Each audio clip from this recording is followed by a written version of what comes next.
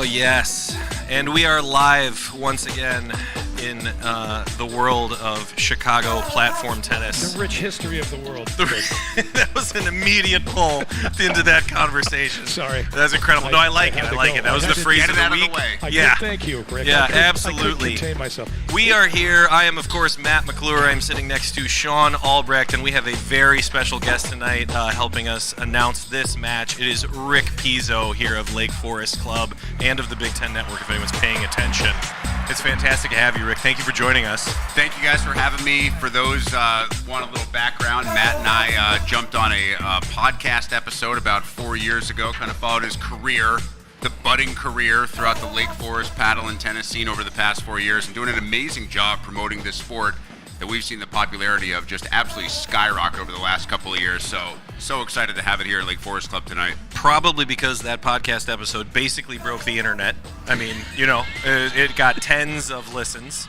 And I think, you know, the bottom line is we are single-handedly responsible for the success of every program across the United States. There is no instance, no single event, I don't think, in the history of paddle tennis over the past 4 years that has driven the popularity more than that 3.5 hours spent. Absolutely. Absolutely. I have a lot of relatives, so that's what it was. And we appreciate both of them tuning in.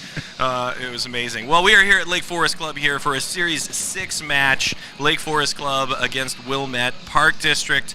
We are super excited about this one because it sounds like it's a bit of a grudge match in the best way possible. These teams are very close in the rankings, and they've kind of traded matches, really close matches over the past couple times that they've met. And we are getting to the tail end of the season here where every point matters, and so it's going to be an exciting exchange, I think. You want to introduce the players from Lake Forest Club? Are you comfortable doing that? I absolutely am, and just so you know, you have a creature that's crawling directly on your microphone, almost into your beard.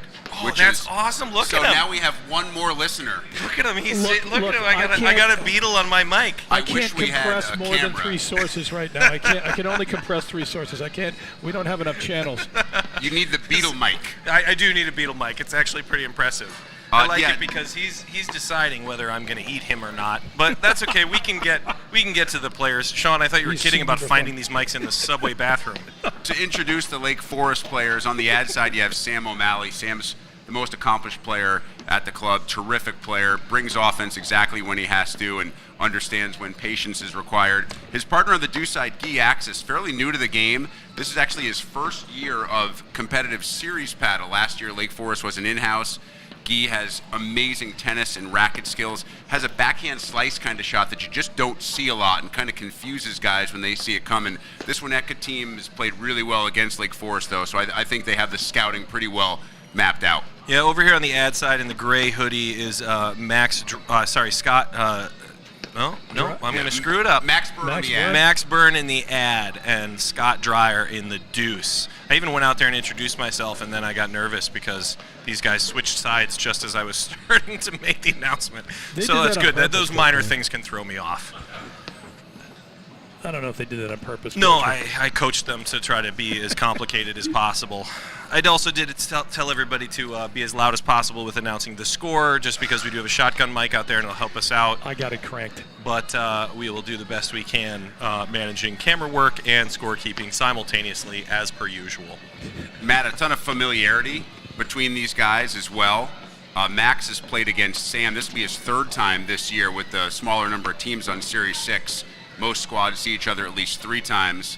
So the first 2 times that Max played against Sam, he played with a different partner, with Andrew Price. And in the first time around, Max himself had a new partner in Mark Frankel, and Sam and Andrew rolled. Second time around, it was this same twosome for Winnetka and Scott and Max, and they took care of business against Sam and Andrew, a pair that doesn't lose very often in straight sets. And now with Guy up, this will be the first time that this particular configuration has played against each other in these 3 matches. Yeah, this will be fun, especially since Sam O'Malley is a seasoned veteran. In my mind, doesn't lose very often, and I've played against him a ton, and he's been playing paddle for quite some time, and so of this group, he probably has the most statistical data wins under his belt, and probably the most experience of anybody out there. So it's always interesting when one slips away from him because I never really expect that.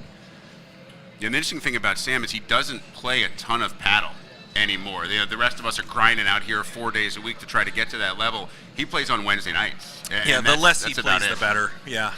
He's for everybody else, that is. God, I hate those guys. Yeah, isn't that a nightmare? Yeah. The dude who just shows up and Thanks a lot. ties his shoes and goes like, "That's good, I'm ready." And is better than everybody else on the court. Yeah, that's been him for as long as I've known him. Stole my girlfriend. I didn't have it. It just goes on and on. That's a constant list. I'll shut up about it. No, it's okay. I like it when you bring a little, personal issue to the players on the court. At least they know exactly where you stand when they go back and listen to the live stream. Sean's got issues. Sean I don't even know that guy. Matt, I'll be interested to get your take on Guy's game because it is tennis-based, first and foremost. The best tennis player at the club, reigning club champion on tennis. Really figured out the screens in a hurry, obviously the key when you're transitioning from tennis to paddle. But watch his hands at the net. I mean, just absolutely sublime touch, and you can tell right away that he has the ability to hit the kind of cut shots that you just don't see, even at this level, in paddle. They're much more common in tennis than they are in paddle. Yeah. All right, well, this looks like Sam is getting ready to serve first. I'm going to pop that up on the scorecard, and we'll go ahead and get started here. If we're keeping stats, Coach, that's the 9th time somebody has started a match with a fault. It happens all the time. It's crazy. And then they win the match. The 22-minute warm-up and first point's a fault. But I always coach players that you got to choose to return first if you have the option because somebody's gonna, not be grooved on the serve and you're gonna get a free point. Oh, that's a great Nick. Nice pick. Yeah, nice job by Max there on the pickup, but that's what I'm talking about right there, Matt. Those hands, I mean, Guy has those hands at the net where unless you can read it well ahead of when he's hitting that shot, the chances of you chasing that down are very unlikely. Right. That was impressive.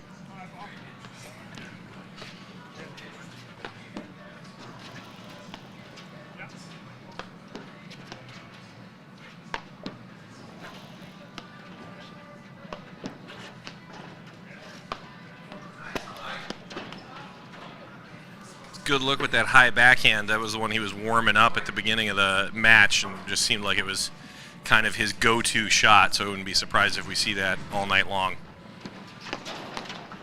It's a good return. It's a tough ball, getting that to dip below the net. Yeah, and straight into the body, too. I mean, that at this level, you see guys volleying back everything except those ones that are right at the belly button.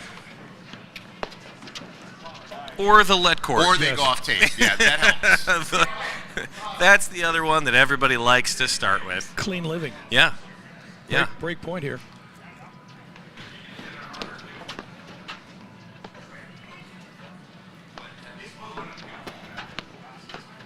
He bought it. There's that backhand rip off the screen.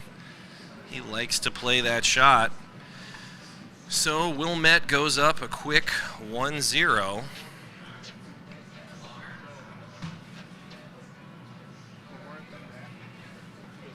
The tough part is when he takes that screen drive like that, Coach, put some topspin on it, it's going to dip, it's going to drop. So sometimes you're just more likely to maybe buy it, thinking you're going to just pick it off and not let it go. If you have somebody that can play that high backhand, you know what I'm talking about? Like that shoulder level swing, especially with a screen drive, that's going to be a tough read. In or out, it's going to be a tough call. I like the taking early like that. That's stylish. Yeah, Sam likes to take the ball early. 15 all here.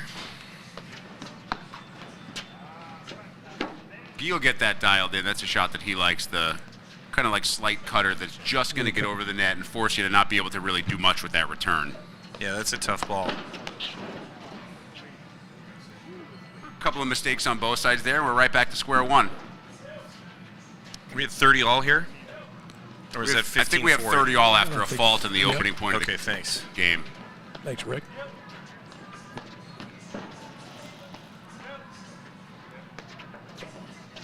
Oh, man, finding the nick. Yeah, you can see Guy taking an extra look to make sure that ball was in. From this spot, it looked like it caught the line for sure. Yeah, I think so as well.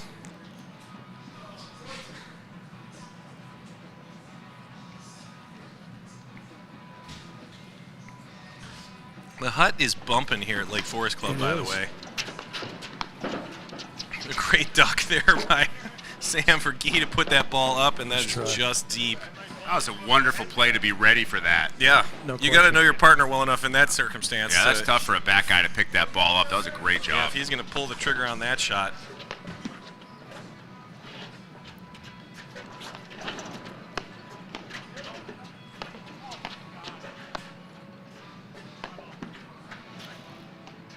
Yeah, you're going to see a lot of tennis in Gee's game here. You can tell already with the backhand slice, push drive, kind of improvisational stroke. And that backhand slice, Matt, as you know, it's not going to hurt you a ton, but it's a terrific prober. Yeah. Because then it sets up that. Then it sets up he runs around to the forehand when you're thinking backhand, and then you're on the wrong side, and he goes cross-court, and there's nothing you can do about it. And, Rick, to your point, that was a slice forehand. That was a pretty shot. Most people can't pull that off.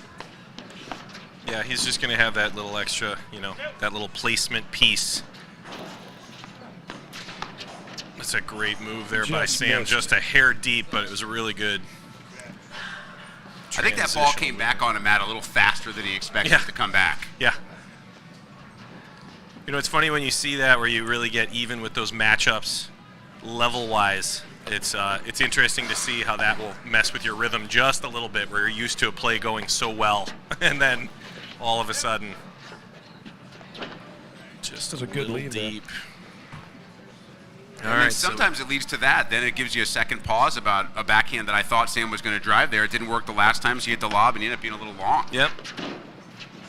Oh, tough. Way out in front of that one. Was expecting it to come with a little more pop, I think. A little bit of an off speed there. That was the slider when he thought the heater was coming. Yep.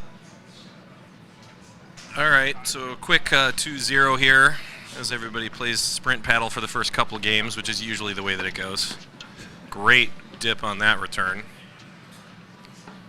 Yeah, Matt, we were both watching Winnetka during the warm-ups, and Dreyer's got a terrific forehand that it crosses that tape, and it is just diving. Yeah, absolutely.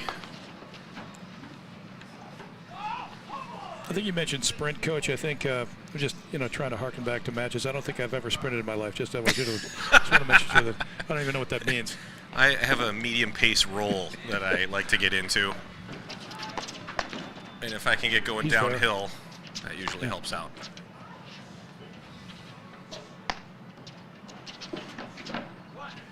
Good shot. And they got the Winnetka pair switched there, and that's what they want. You get them switched a little bit, and then you take the deuce guy on the ad side, and you just hammer on that corner, and you stay there for as long as you can. Yeah, there was a low chance that they were going to put balls into the deuce. You're right, Rick. That's a great strategy. Sit up. A little deep. Just a tad. All right, 30 all here. Sean, you got the perfect angle on that long ball. I got the Fenway Park you're beam directly in front of me in that corner. All we can say is you're welcome. Yes, we. A little deep there as well. That's why we have 3 different angles. Never take tickets from me.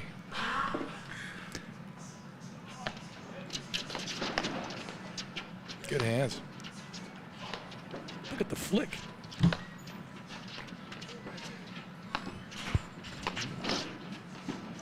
That's really good. That's one of the things that you're going to see Sam do so well is that anticipation and that drive stopper roll. He just likes to make moves and be on top of the net and penalize people for driving a ball when nobody's out of position yet. They're getting warmed up. All right, so in it here. On the board. And Matt, if you're going to hit that shot from a teaching standpoint, is that about being really aggressive to get there, but you have to stop, right? I mean, you have to you have to slow yourself down before the moment of contact with that ball. Yeah, it's almost entirely an anticipation play, right? Where you see the windup of somebody's shot, you take a preemptive step, and then you got to freeze your paddle by the time the ball actually shows up. It goes haywire if you're stretching, to chase down, to kind of like track down a volley. It's not really where you want to be. I think the phrase is squeeze and freeze or freeze and squeeze. Squeeze and freeze. Squeeze and freeze on that volley. Yeah, especially on that defensive play. That's tough. First point there. Oh, no, I'm sorry. That is not first point. So LFC picked up that first point, Matt. So I think we're at 5. 5 up. Thanks. Good dig there. You're also going to see Sam creep forward into three-quarters court a lot, which is interesting because we just talked about blitzing with our teams this week. and there's like that zone of commitment, right, where you can take a couple steps in front of the baseline. You don't have to commit to the blitz, but you're definitely looking for that opportunity, and that's one of Sam's strengths. So you're going to see him, start to take those little probing steps forward an awful lot. And you're going to show that to your opponent, by the way, which is not a bad psychological. Oh, yeah, absolutely. You got to let him see you do that so that, he's going to close again. Great shot. That is a buggy whip forehand straight off the tennis court there. 30 all here. Yeah, and on that near alley, you're just not really expecting that to come at you with that much pace. Absolutely not. That is not a ball you're looking for. You made a good volley. You're expecting somebody to throw it up, and you haven't shifted over to try to defend that shot. And then we've all been in the position that Guy was just in, where you hit that amazing 1 out of 10 shot, so you try it again, and you know it's not going to work. Yeah.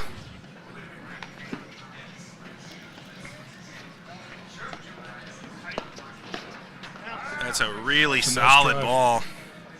Yeah, on the teaching court, we always say you don't want to ruin your fun, but you might want to play a little more percentage tennis, or paddle for that matter. Yeah. Paddle being such a unique game of momentum shifts as well. Like sometimes you pull the trigger on something to try to get rolling, and then only afterwards, when it doesn't work, you decide it was the wrong shot. It's huge. Is that good? It looked good to me. That was awfully tight. I did not get a good angle on that one on the camera, good. so I'm going to guess that it's 15 all. It was called out. It was called out. Okay.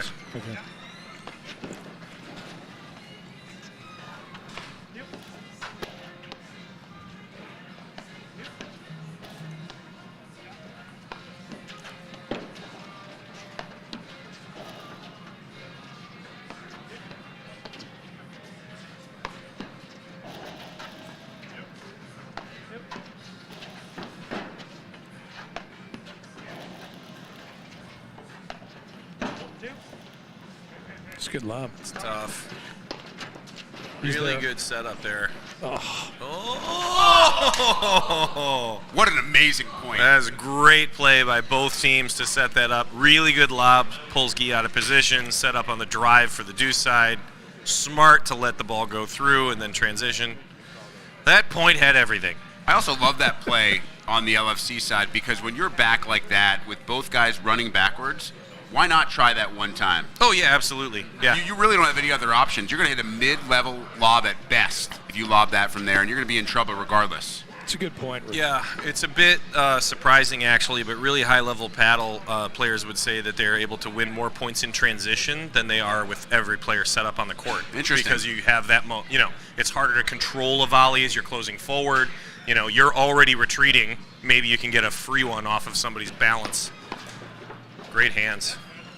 That's why they talk about the pace of a drive, where if you hit it too hard, it actually comes right back, and the net team doesn't have to move quite as much. Yeah. That happened during that point as well, where it's getting warmer out there. I mean, for paddle, it's getting warmer, and maybe not for the rest of the public. The bigger the windup, the more you just let balls go through, because they're going to come right back to you. When you have a few guys out here, you can hear, Guy, Sam, and Dreyer on the other side. You can hear the heaviness of the drives. Yeah. They're coming. Sure. Yeah, no, it's got some heat on it for sure. All right, that brings us to deuce here. It's a really solid forehand. Absolutely.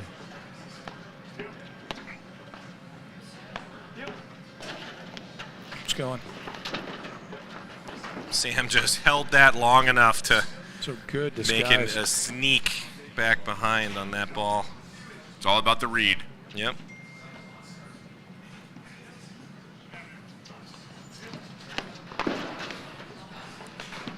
Great hands. Nice pick. Yep. Good pace.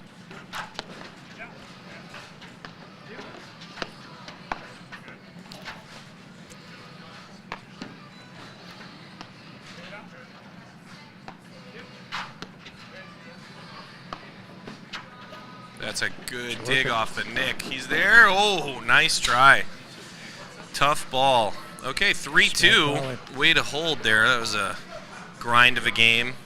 You're talking about the anticipation there, Matt, and that's something you could see right there. Sam knew there's only one spot that Dreyer could go with that ball. Mm-hmm. That ball is never going down the line, down the alley. It's almost an impossible ball to lob, and he has Guy behind him anyway, so why not cheat up toward the net and be the aggressor on that point? Yeah, 100%. It's actually kind of fascinating because we talk a lot, in the teaching world about making someone, change their strategy in order to come up with an answer.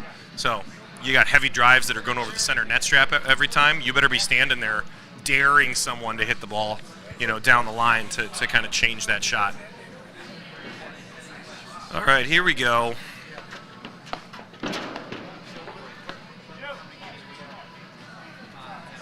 Just a little deep. It's a tough ball. I'm wondering how much as well the weather change here is going to kind of affect everybody. We've had a few cold weeks here in Chicago. And as I drove up here, it said it was 42 degrees, which was a big transition from where we had been with the ball not coming off any real bounces over the last 3 weeks or so. And now it's going to fly. Yep. Good hands.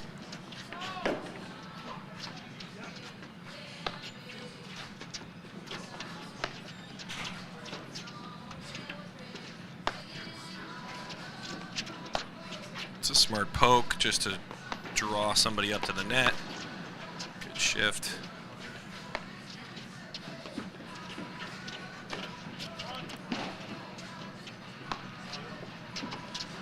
It's a good lob. Maybe. It does. It's a good roller. Smart. Oh. Adds an opportunity. Put it a little bit long, but he read it early. Guy maybe trying to make something happen there.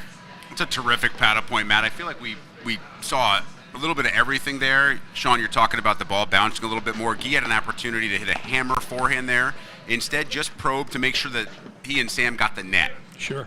Kind of an underrated, undervalued aspect of that forehand. And then they get into the point, and you let the aggressiveness, sometimes the over-aggressiveness of a guy, when you don't hit the exact drop shot you want, use it to your advantage. Yeah. Absolutely. Rick, to your point, Guy, that was an awesome touch. Technically, that's making him do something with the ball, and it's not easy to do that either. Yeah, it's so easy to say and so difficult to do, but the real transition there is just to hit a shot where you take the net. But because the drop shot bounced so high, it was really clear that Scott was like, I'm going to make something happen, instead of just like sticking to the, basics. Tough ball to hold back on, though, when you have all the options of shots that these guys do. Well, he does have terrific offense as well. Yeah, absolutely.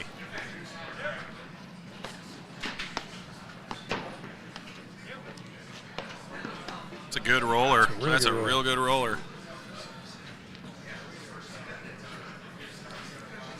The key there, I'm assuming, Matt, is get that as close to the feet of the guy you're hitting it at as you can.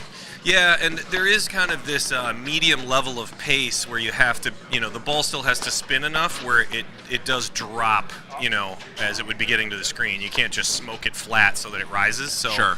That was that medium level of, a real fast swing, but enough spin to get the ball to dive down after it hits the deck.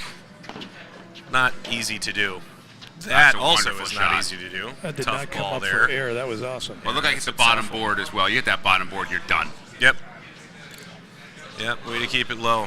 All right, so 2 serving 4. Guy's up here. Nothing crazy here yet. I mean, I know that's, they're up a break in theory, but, not by any means, just a random momentum shift in the world of paddle, like a let cord on a first serve. Which you will take every day of the week and twice on Wednesday nights. Yeah, absolutely.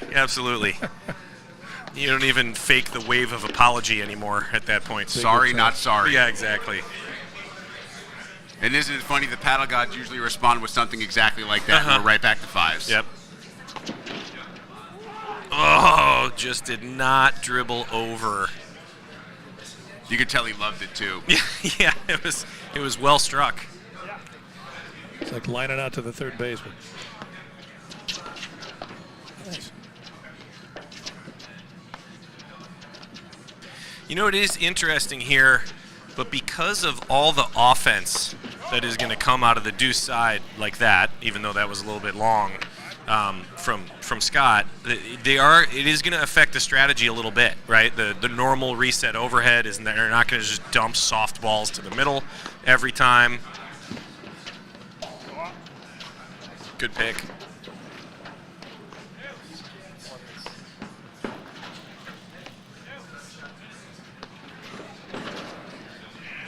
Get there, yep. That's going to be... That's a little bit out.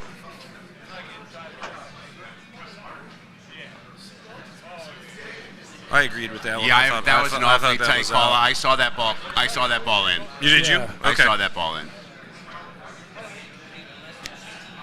Good for you, Rick. I didn't have the guts to say something. Now, I don't have my readers on, but from this distance, without the readers on, I saw the ball in. I was hiding in the corner. That's fair. It looks like they gave him to it because I think they were up 40-15 in that game, so it's a good poke. Well, that's not the only reason. That's a tough one. Maybe a little miscommunication on the shift there with the ball coming out of the ad side.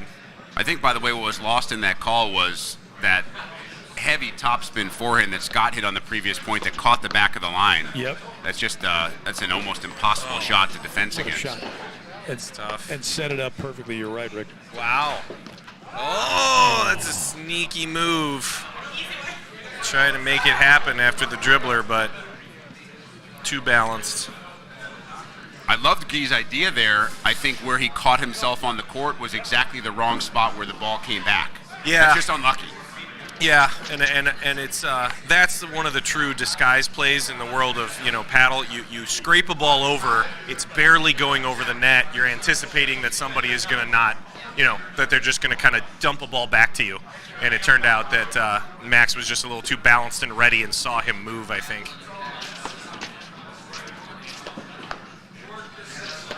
It's good hands. Yeah, good volleys.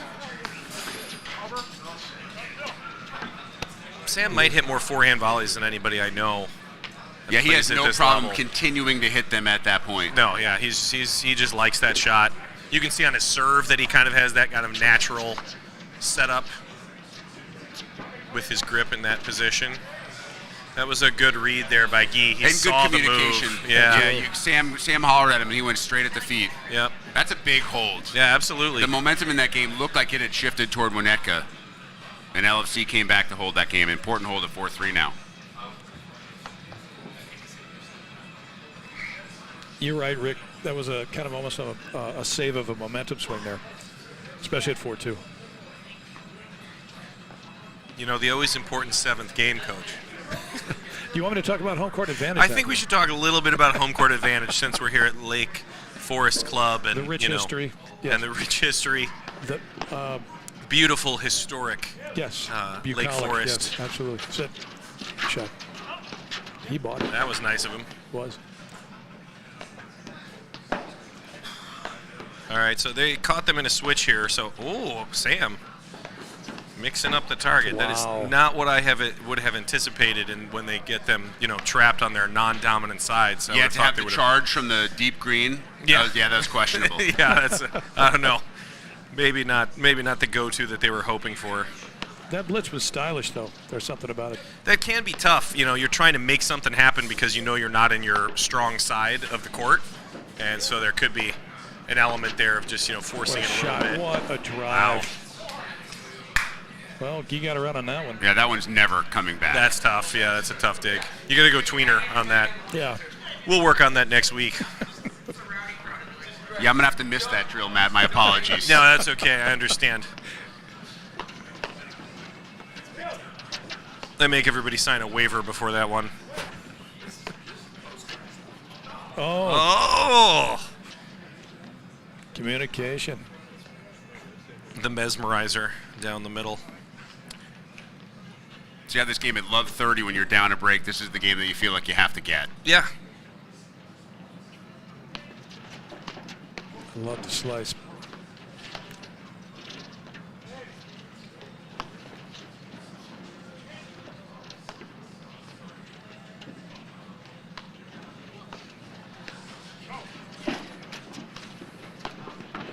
He's there. Yeah. Yep, good pick. Great recovery ball. Yeah, nice job by Max because that had something on it too.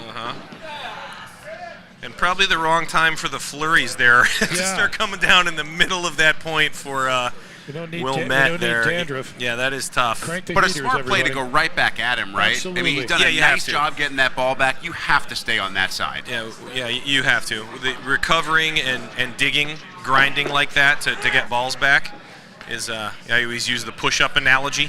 Yeah. Everybody can do one, but everybody gets shaky when they're, under the extra weight, and so you just gotta keep the ball on. Did you just admit that you can't do 2 push-ups? Is that what just happened? I mean, at this point, because that sounds like that's what just happened. I would be concerned about. I need a life alert, I think, hanging around my neck right now.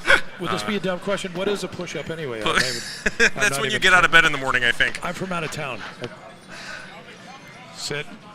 Wow. Tough, little deep. Sorry about that. Resetting the score. That's all right. That's okay. Yes, that was a huge break, and now 5-0 right in the 9th game at 4-all. Yep. What happened with that last one? Sorry. It's 15-all. 15-all. That was fault. Okay, thanks. Tough angle on that one from. Yeah. Little deep. That's tough. The Fenway seat. Yeah. Sorry. And now we are feeling the momentum swing that we were just discussing. Great return. Great volley as well. Yeah, he just got in quick. And it almost seems like right now they're sensing Dreyer kind of sneaking a little bit toward the middle to set up that drive, set up that little backhand. Yep. And that is a big forehand. They're kind of pushing toward the front, and I think that's exactly what he needed. He needed his ad partner to bring a little bit more offense than he'd been bringing.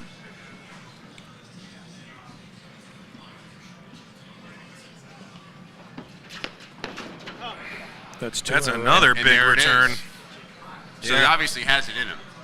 Yeah, it's actually fascinating because there are elements that, even though it is such an error-based sport, where you do need to swing your way out of trouble a little bit. You cannot be so passive unless your game is built around, I can play 500 screens in a row, and that's my style, that you have to be willing to up the intensity on the drive.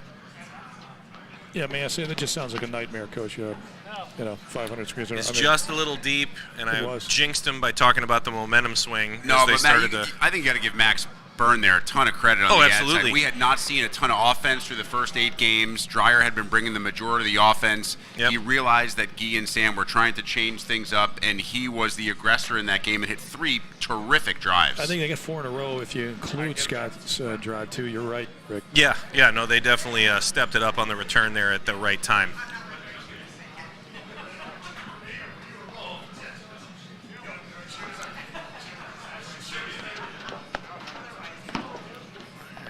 A little deep, I think, on the serve. Very close, yeah. Yeah, I saw that one slightly out. Okay.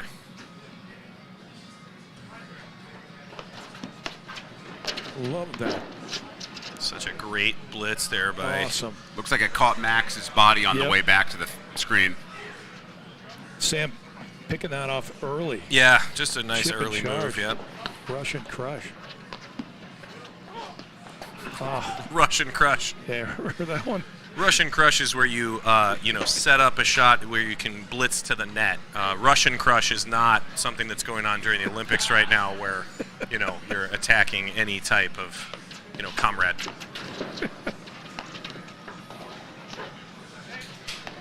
Leave it to me to bring politics back into the right, sorry.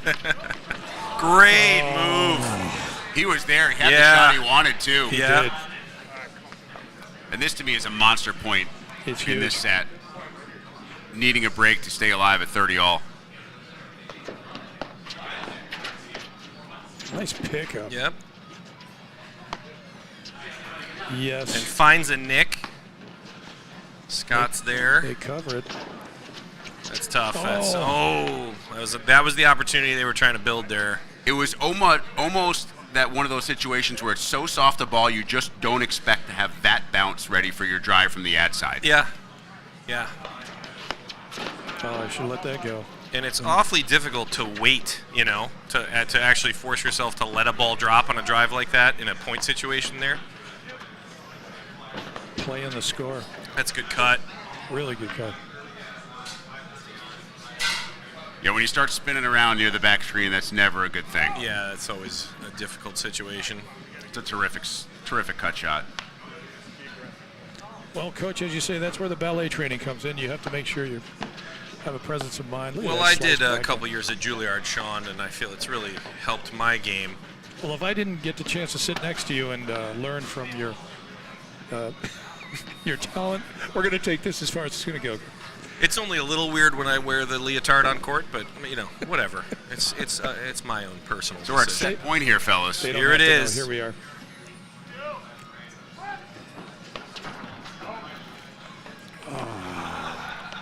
Yeah, that looked like it caught tape on the way. It did for sure. Yeah, it did for sure. Clip the tape. That's a great return. Good move. Nice pick.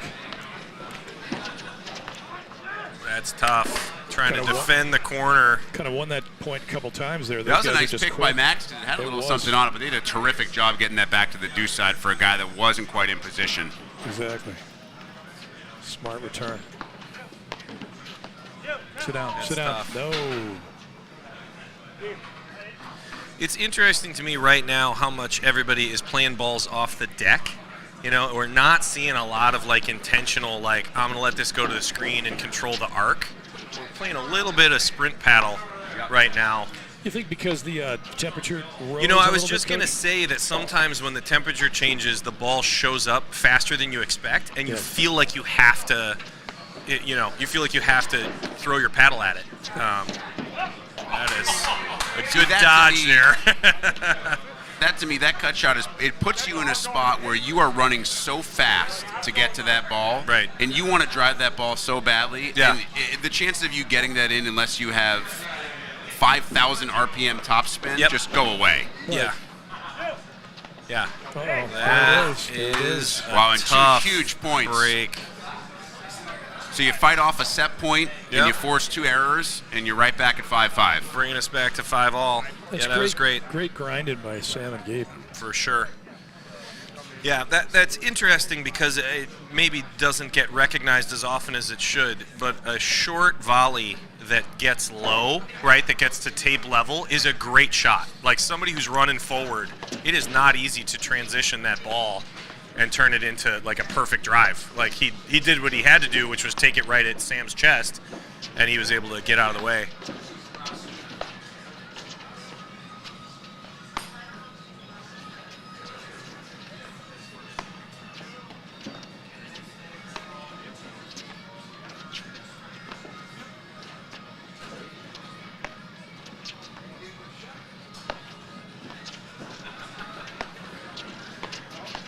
Good shift, good cover, smart lob.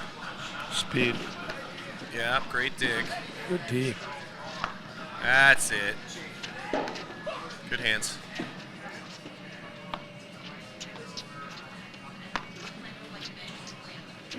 Great point. Wow. That's just a really well-played point. Yep, absolutely. All around. Shifted, moved well. Turning defense into offense and then anticipating to get up to the net.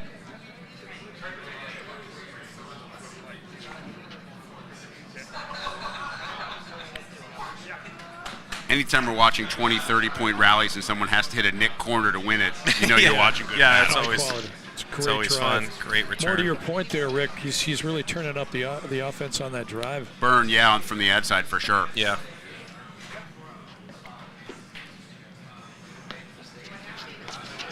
There you go. There's a wide. I don't know. I think the serve was called out, but I don't.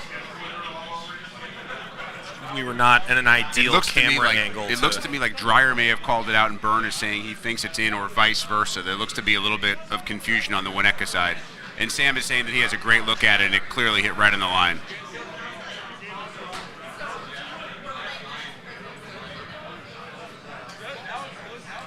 Now, Matt, I do want to give a little background. When these teams played here a few weeks ago, there were a couple of these instances on the later courts as well. So you see this. I mean, you play enough paddle. Sure. You see the same thing generally happening when clubs disagree over calls in one match. It usually bleeds into the next match. Yeah, it's pitchers keeping track of who hit who. Pretty much. The previous. You probably play it over anyway, because even though Sam's volley was good, I think I honestly think it could have been run down. I honestly think, and I know Sam. Sam is never a guy who is going to call a ball out that's in or vice versa. So he's holding his ground here because he knows that that's who he is. Yeah. Well, he's also talking about how, like, hey, we had a tight call a few games ago that, I gave you guys the benefit of the doubt because it was close. And they did. And how about some reciprocation? And they're like, no, yeah. Well, to cut to the chase, I still would play it over, because even if it was good, I believe that Sam's volley probably would have been run down. Sean, I'm with you. At this point, if you just can't, at this point, if there is going to be no resolution to this, let's replay it. For really good players, just say, you know what, let's throw it in the trash. Let's replay the point. I disagree with you. You disagree with me. We're not going to stand here and get cold with our sweat dripping down at this point. Let's just play paddle. Right. Hyperthermia is overrated. It's interesting too, and you see it. It's one of the things that it gets learned quickly as the level goes up. But you see a lot of players give calls, and you see a lot of players call balls out on themselves. I'm going to jump off the headphones for a second and walk out to the court. Yeah, let's see what's going on. Captain's taking over. I like it. We could probably run an Illinois Bone and Joint Institute commercial during this spot if we wanted to, Coach. We probably could go to our sponsor, Illinois Bone and Joint, for a quick 30-second promo. Trying to be opportunistic over here.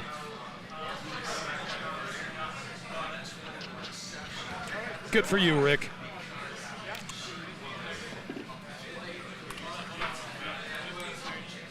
So what did we decide to do here? They kept it? They kept it.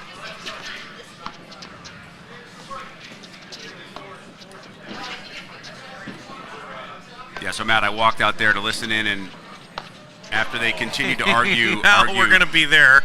Argue back and forth, actually, the court 2 pairing just on the far side chirped in to say, fellas, you're not going to agree with it. They called it out. Ultimately, it's their call. The ball's out. Okay. He's absolutely right. I mean, technically, there's no question about it. And you can see the frustration, I think, right there clearly, on the very next point. Clearly on the follow-up shot.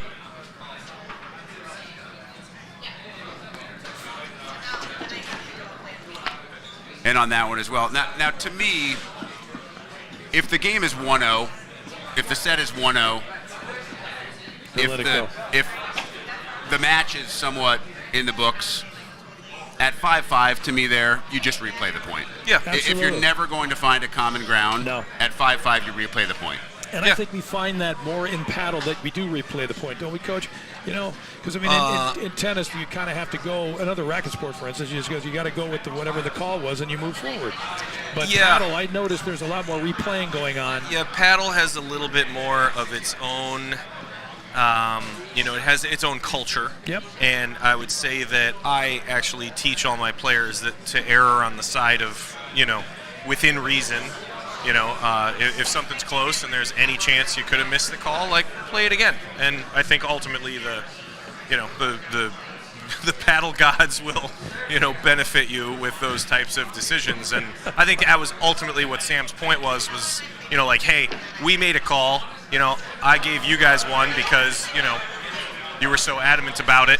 And the fact that they didn't get it back that's really what he was irritated about, probably more than that was the situation. And I don't know if, from my experience, 90% of the time, if you feel remarkably strongly about something, you're probably right. We all have those moments where, listen, I may have made a mistake, and we all make them.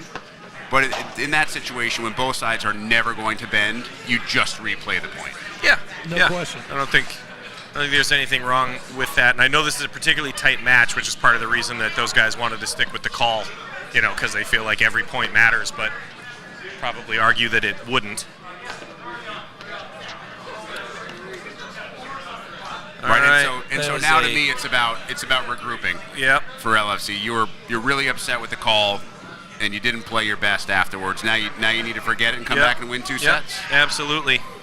All right, well, we're going to jump out real quick here to Illinois Bone and Joint, our sponsor here for the Chicago Platform Tennis Charities League matches throughout the winter, and we will be back with the second set for you right after this.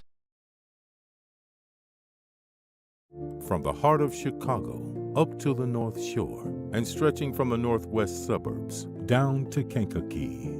From urgent in-office care to virtual in-home visits, we're making orthopedic care available wherever and however you need it. Because while we're adapting our lives to keep each other safe, we know that new injuries will happen and old injuries will still linger. And IBJI is here to help.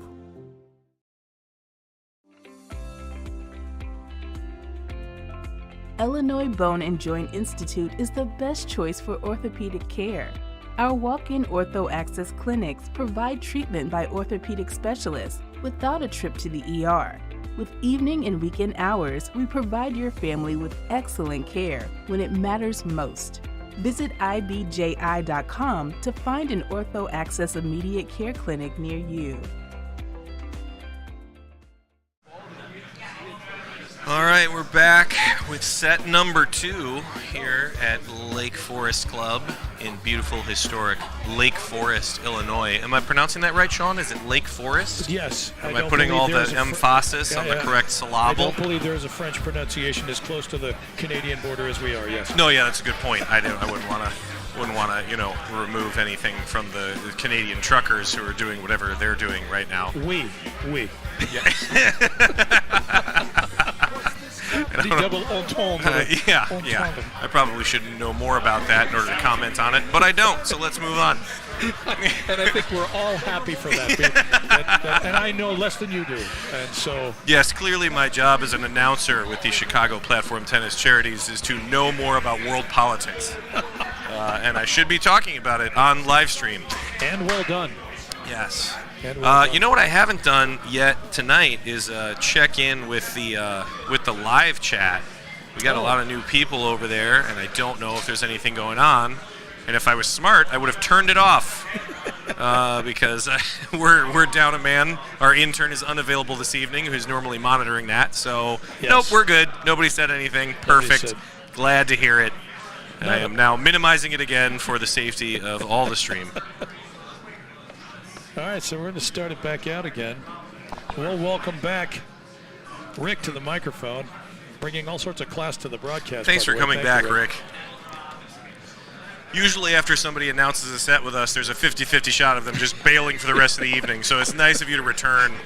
Yeah, forgive me for muting your mic because I thought there was no way. I didn't really have anywhere else to go. So I understand. No, that's it is fair. A Wednesday night after all the early February. Fair, and you would lose your good parking spot, so... Right. I appreciate your honesty. honesty. I do have a great parking spot from getting here early. Yeah, it's a good call. By the way, there was a little seamer there, and that might be a little a case of home court advantage right there, Coach. Yeah, Sean, tell us a little bit about home court advantage and how it works, since most of our viewership is unaware of it after us talking about it for 16 straight weeks. Rick, the problem is I try to make too much out of it, and I think what we've done is make even more out of it by mentioning it. But yeah, but when you have a theme and you're going to stick to it, just run it into the ground. You do. And a man of my limited means, I don't think I have any choice, really. I like it. I think it's accurate. I think if you play on a set of courts regularly, some have 3 lights, some have 4, LEDs versus halogen. That was Tagtown USA. That got stuck on the floorboard, too. By the way, the lights are phenomenal here. Yes. Yeah, the lighting here is terrific. Dude, that was not... Yeah, now we're going to get into it a little bit. All right. You tried to hit it with an overhead. Play. Yeah, and I understand the competitiveness of paddle, but there's no contentiousness, I don't think, required. Yeah, agreed. Yep. Just missed it.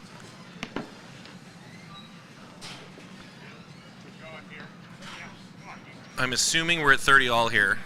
I think you're right. I believe you're correct.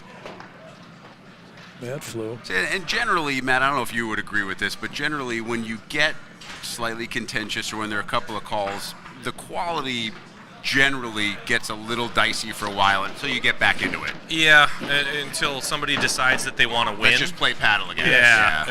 Yeah, because right now we're so early in this set that it doesn't matter yet. If there's a couple games to give before you start feeling like you're going to give a match away. Especially the first game back after a contentious set like that. Yeah, Great point. The first game, Sean, yep. Yeah.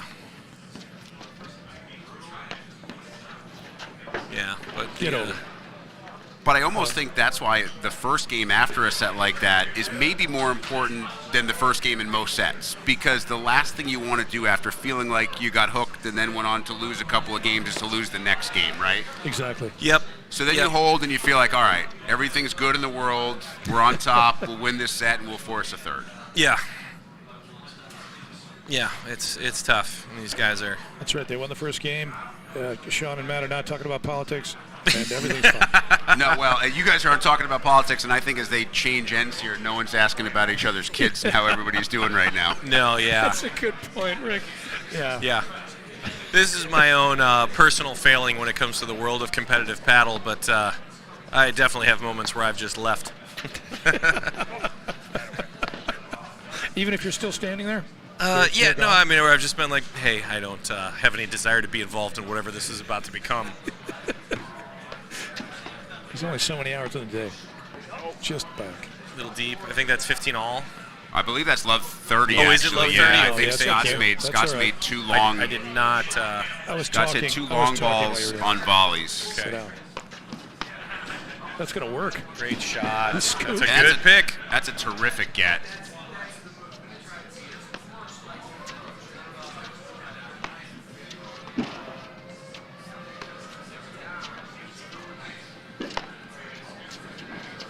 Yeah, I'll tell you what, Burn and Dry don't lack for speed, I'll tell you that much.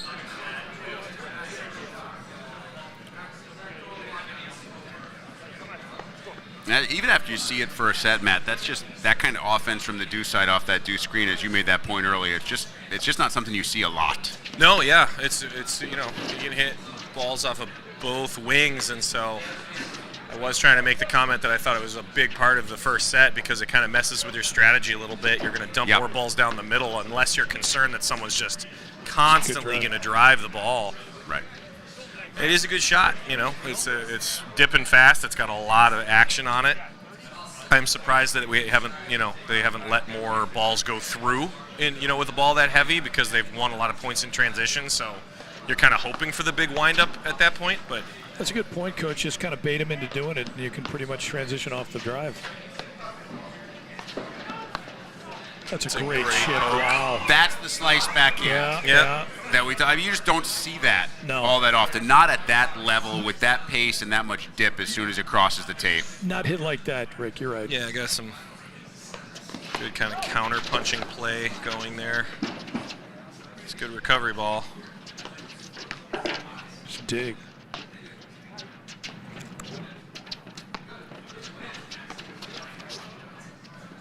He missed that one, but I've been impressed also with Dreyer changes the topspin levels on his drive. You can see he's flattening them out and then trying to roll them over on occasions. It's all about change of speed. Yeah, right. it makes it tough when you're anticipating and you're jamming at the net. Oh, yeah. Thinking that's 2-0 there. Sam's trying to work out. That should be something 2-0. Back, yeah. Okay. Again, an important start after the end of that first set. Yeah, absolutely. Yeah, it's tough. Sometimes you do have to kind of swing your way back into it a little bit. That was a slick switch right there. Yeah, that's way. kind of that ball we were looking for. Yeah, that's what I was talking That's about. just a smart shot from Guy.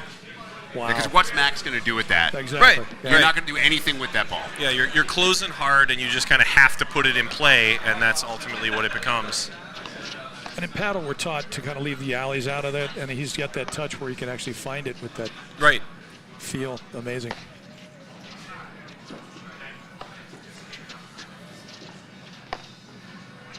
Yeah, found the nick. Good Nice coverage. lob. Good coverage.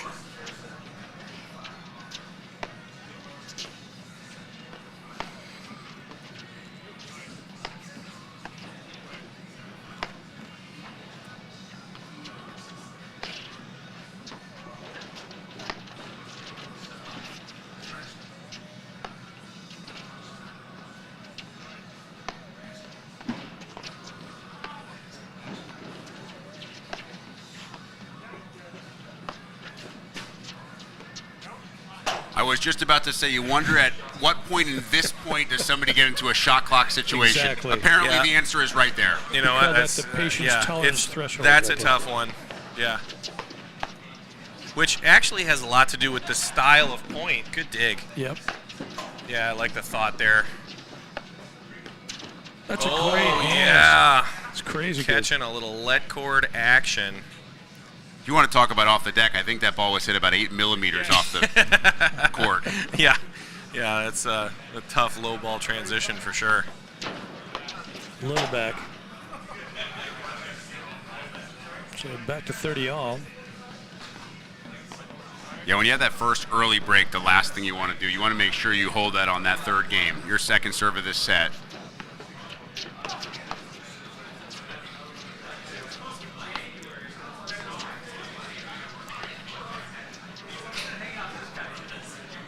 See Guy and Sam switching a lot at the net to put them in a position where you've got Sam taking some more overheads and Guy looking for that drive stopper roll.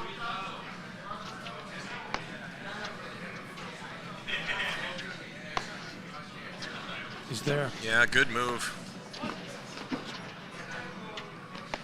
I gotta say the coverage and the mobility from Wilmette is a huge part of this match, right? I mean, they're not getting any freebies. You know, you're hitting a nick is not turning into a winning shot, and they're really covering for each other well and digging balls out. Great volley. He ran that down. Yep, that's a smart play. There you go. That's the ball where you blow the drive running forward on kind of that mid-level drop shot. It was smart of them to just lob and reset. Well, that's the advantage of paddle right there. You can pretty much keep it going eternally. Just takes some discipline. Yep. Nice lob. All right, so this is what you were talking about earlier here, Rick, where it's a long enough point where you start to question the shot clock. And what's so difficult about this is that because you've lobbed, 40 balls in a row, the big drive is going to be harder to pull off. Correct. Yeah, and so you're going to have to kind of get back into it with like a mid-level drive or maybe, some kind of, off-speed floater to try to like find your rhythm again because exactly, Coach. That the last big one was shot close. is going to be tough. Yeah, that last one was close. It was kind of a drivey looking drive. Tough to take the big wind-up here to I mean, some guys can come out of the chute amazingly enough and hit it, but you're right, Coach. You need some type of a mid-level. Yeah, and I think all Lake Forest is hoping to do here is you just never want to give up the net in right. this situation. You feel like you're doing the right thing, have it pinned, and there you go. That is tough. That's exactly what happens. They hit the perfect lob that catches back line, and it changes the entire point. Yep. That was a really smart investment point there from Wilmette to just refuse to drive, a questionable ball. 80-plus shots. Yep, and just stay in it.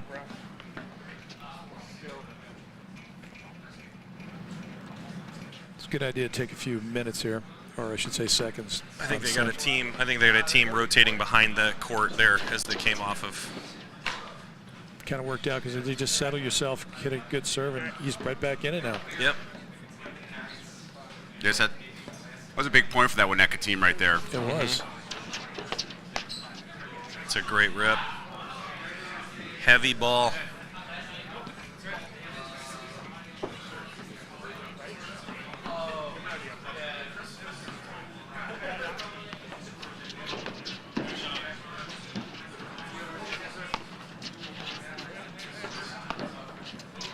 Yep, good movement from Max there.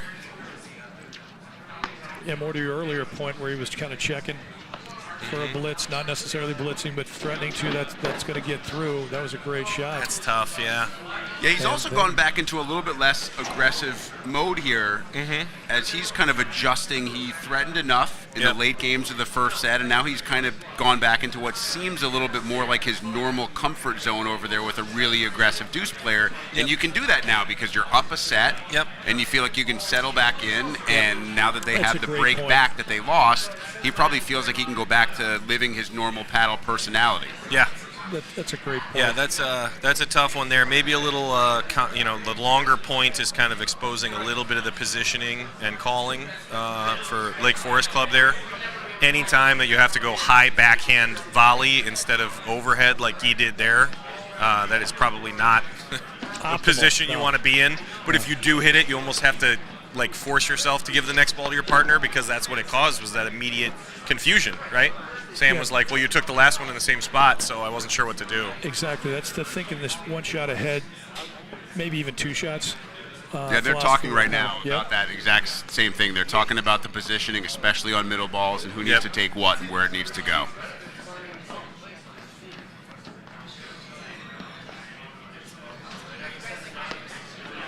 It's a little deep.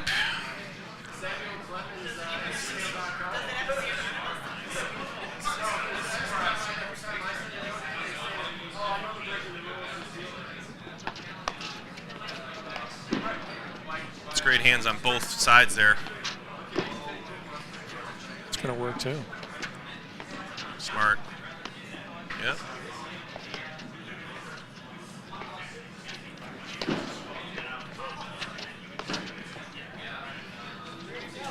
It's tough. Maybe caught in between thinking about a backhand drive there and flipping that up. Yeah, just that slight indecision. And also, I don't think maybe it comes up enough, but the transition, those guys hit a couple of really big rollers, right? Yeah. Where Sam was having to control the pace. Smart and so ball. then all of a sudden, the first ball that he sees that's slow to medium is such a transition where he's like, oh, I got to do something, of a higher quality lob with this, and pushes it.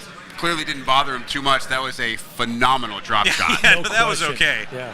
I don't think he was going to let it get to him or anything. It's a good point, Rick. That team is so fast. You get a drop shot by them, you're obviously doing pretty well. Yeah, 2 super athletic guys for sure. It's good hands from Sam there. That's not an easy shot either. It's a great roller to land that deep in the court there. Yeah, Matt, he's hit that shot a couple of times, and you wonder with that windup, you think it's going to threaten being out, and each time that he's hit it, it's been exactly where he's wanted it to be. Yeah. At that point, your play is to start running before the ball is hit, and you force somebody to change speed in the middle of their swing and prove that they can do it. Especially with its temperature. Yep. By the A way, nice answer drive there, by the way, for Sam. I'm just going to say that. All right, we're back to deuce That here. was good hands for him. Clutch. That's going to work. He's there. Nice.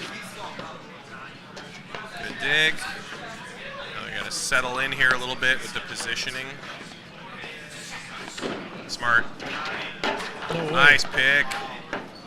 That's so good. Yep, that is tough. Great dig, to even keep that point alive. Exactly.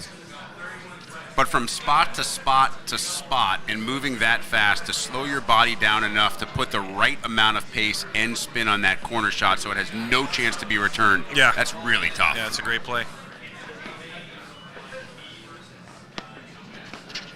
No way. Wow. Crazy. Wow. And they break right back. Yep. He is keyed in on that. That's the second time he's hit that shot. Didn't go down the line the first time, but that was really impressive from That was O'Malley. really good. Quick one. And again, clutch. All right, 3 serving 1 here with Guy's serve.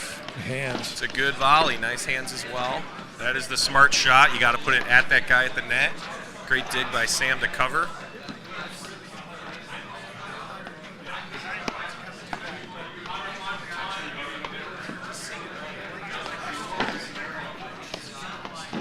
Nice move.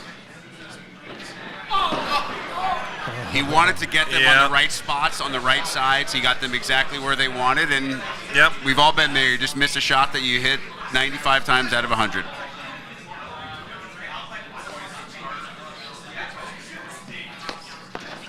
Yeah, great. Get another drive. Another solid Max return Berg there. Bringing it back. He almost got that back, actually.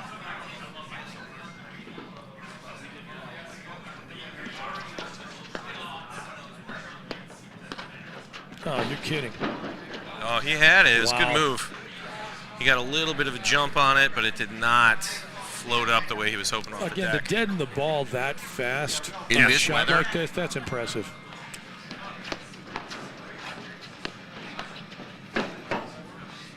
Skywalking line. Yep. Luke. Yep. And you know, Sean, I think after hitting that last shot, he tried to do the exact same thing and just deaden a little. And in this weather, with that drive, you have to hit it in the exact right spot. Otherwise, you see what we just saw. Exactly. And you give Dreyer credit. That ball dipped. Dipped hard. A lot of top on it. And Same another thing one before right him. there. Yep. That's so they're climbing back in. Good ball. That's when I mentioned his topspin. We've seen him change it. He has enough command of that offense, both with the forehand and the backhand, especially with that forehand, that you can see him flattening it out sometimes. And if he sees the server a step or two behind where he normally is, he's putting a little bit of extra topspin on that. That's a really tough skill. No question. Yep. And usually you see most tennis players bring that from tennis. Because as you see the same thing on the tennis court, they'll flatten out a ball that they can get away with flattening out, and then they'll put a lot of top on a ball. Oh. That's a good play, just a little late maybe on the move, but I really like the thought Take there. It out of the air. Yeah.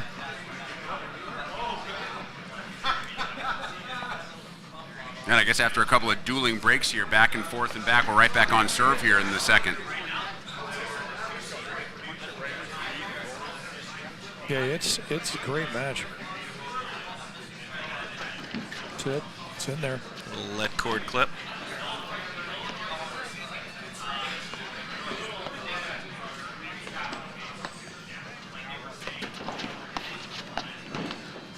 It's tough. It wasn't quite what Sam was trying to do with that poke drive. He wanted it to drop a little bit lower. Yeah, and caught Guy kind of in no man's land. He was looking to take a little advantage of it, and he probably just got stuck.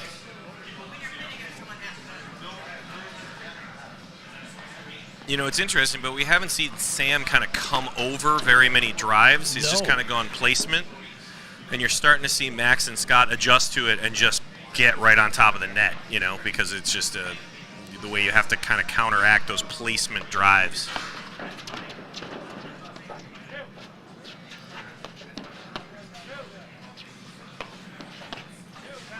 It's tough to hit a roller from that far back in the court. How about 3 in a row? Yes, that's going to work. Yeah, welcome to the world of paddle where you hit 3 awesome shots and then have a let cord clip. And a guy hits a wicked backhand drive off the screen that then catches tape. Right. No. Just back, maybe. Yep. I mean, by like a half an inch, but I think Back to deuce, I think. That ball was long. Yeah. I think we saw space on that one. A nice poach. Yeah, it's good. Blitz, if you will. That's the right play. What a That's shot. tough. That is tough to be up that far on the side screen to make that happen. He snapped that one down. He's willing to do that, though. That's the third time we've seen him take that shot. Yep. And read it early. Just decided that that's where he thought that ball was going. Oh, a little wide. Close. I like that play down the line to keep him a little bit honest. I mean, Max is doing a nice job up there. Yeah. He's playing his role. He's playing his role in this match, right? Sometimes it's an underrated aspect of being a guy, especially when you're the lesser of the two aggressors, to play your role and play it well. For Very sure. good point. No question about it. I think Sam just got a little, tried to be a little too exact with that one.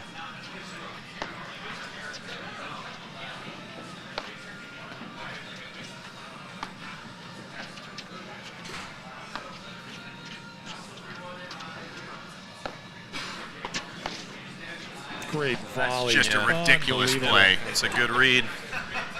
Again, did not come up for air. That just died in the corner. It's like me at a dance. I'm like, just hide in the corner, coach. Dying in the corner? Yep, just dying in the corner. We've all been there, my friend. I appreciate you saying that, Rick. That's the jam sandwich that they were looking for there. That's been their most effective drive off the serve. Yeah. Straight into the body. Yeah, and it's going to kind of be that way when somebody has that, you know, that forehand transition.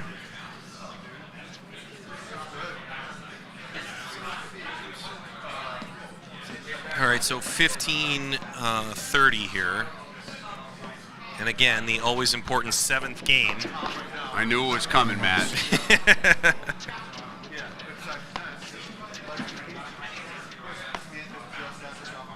Oh. Yeah, caught a little nick. Your partner can help you when it comes back in the middle. Dryer's not going to do a lot with that one. Yeah, that's a tough one. Actually, that's one of the first nicks in the last, 6 or 7 that they have not been able to Well, it's the first straight bounce out we've seen, I think. That's true. That's true. Yeah.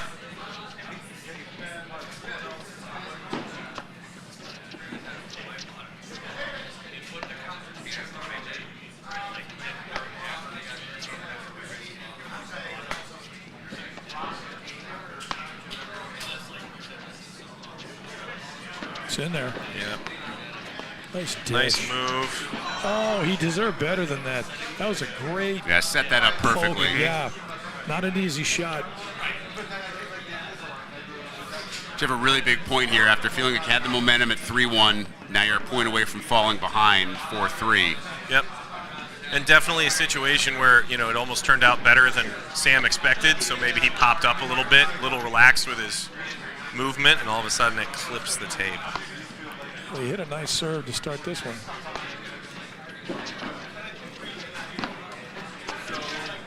It's tough. Now, Sean, I will say I've played enough against him, never so much with him, that in these situations he's really good. It's almost one of those this is not a game we're going to lose, and it almost gets willed. Yeah. And, Yeah, the best I players agree. are like that. That's right. I agree. Just finding a way to grind through. You don't have to have your best, you just have to have enough. Yeah. Yeah. And there it is. It's really Exhibit tough A holds right to come there. up with.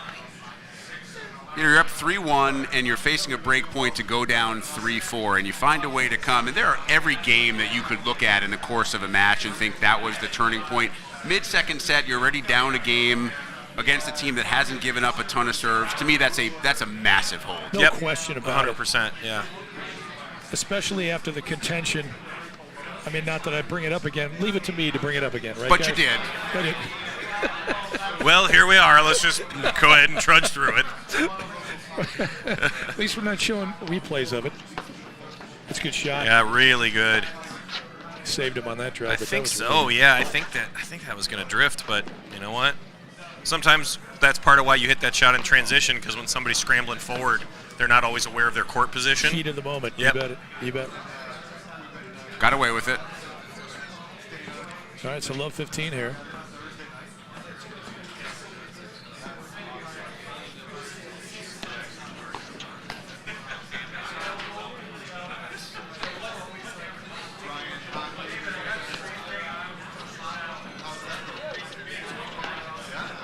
Kind of a backhand roller look there. Yep. All right, good communication there to get out of trouble. Really nice lob. Oh, what a great move. He hit a sky lob and tried to make the move up, and it was just low enough to cause a problem. I love the anticipation there.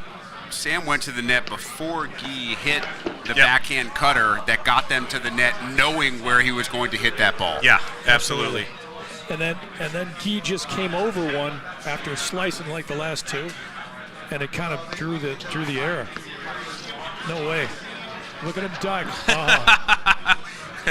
That's the right play there from Sam to just say, I cannot deal with whatever is about to show up. Now that I can relate to. Nor do I want to watch. Yeah, you do it, partner. I can relate to being in the fetal position in the middle of the course.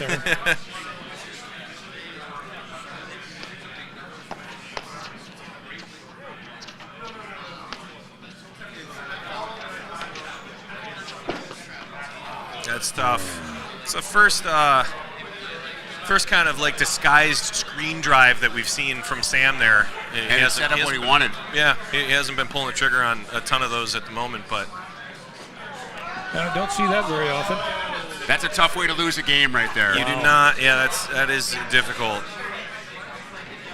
Although I will be totally honest with him that I have been guilty of tossing the ball directly into an LED light and not coming up with the result that I wanted. So for anyone curious, Matt, let's clear that up. I think it's a good question, not at this level, but anybody that may be watching. If that ball goes up and it comes down, if it touches any part of your body, or does it have to hit the paddle to officially be a... No, good question. A serve requires intent. So you could start a motion and then decide you're not going to continue your follow through, right? So it's like the golf swing.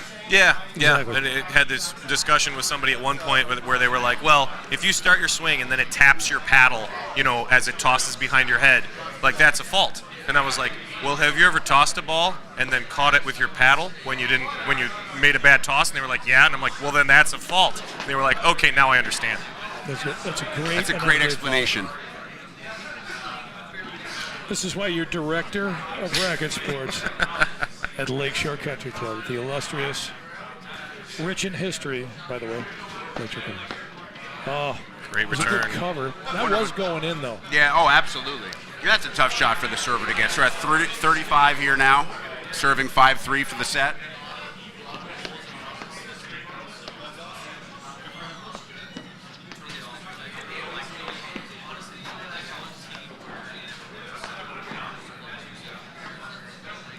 Sam has really just started to dial in that ad corner.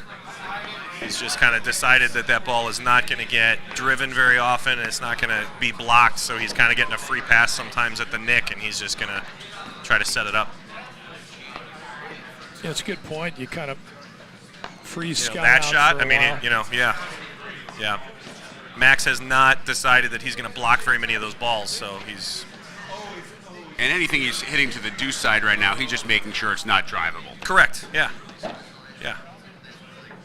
And not that Dryer and Byrne haven't that been is doing a tough that. lob to come up with in that situation. But they seem right just on the line. fine, resigned to just continuing to play defense and just lob the ball, not taking too many screen. That was a very close line. Yeah, it was tough. I think it was good. I think it was the right call, but definitely great volley. But that's yeah. Even if that ball is maybe a hair out, Sam's playing that. Sure. That's which I think says a lot based on what we saw in the first set. Yeah. Good point, Rick. There's no question. It's a little long. Nope. But I believe that we're at 40-30 here with a set point. Yeah, we have a set point here for sure. And they're going eye. We've seen that once or twice, Sean. It's interesting that they're kind of changing it up. And Yes. there it is. There it is. Second set. Well, of course it went. And we get what everybody wants, fellas. As though anything else was going to What happen. everybody wants. All right, we are going to pop out for 1 minute and bring you back with the third set here at Lake Forest Club. Stick around. From the heart of Chicago up to the North Shore and stretching from the northwest suburbs down to Kankakee. From urgent in-office care to virtual in-home visits, we're making orthopedic care available wherever and however you need it. Because while we're adapting our lives to keep each other safe, we know that new injuries will happen and old injuries will still linger. And IBJI is here to help.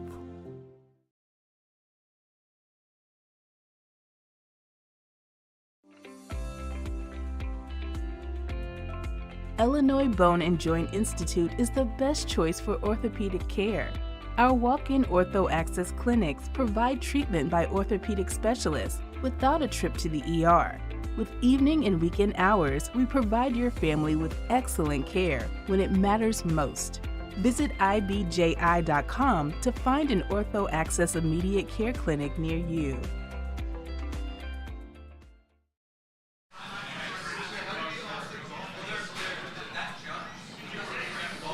All right, set number 3 coming up.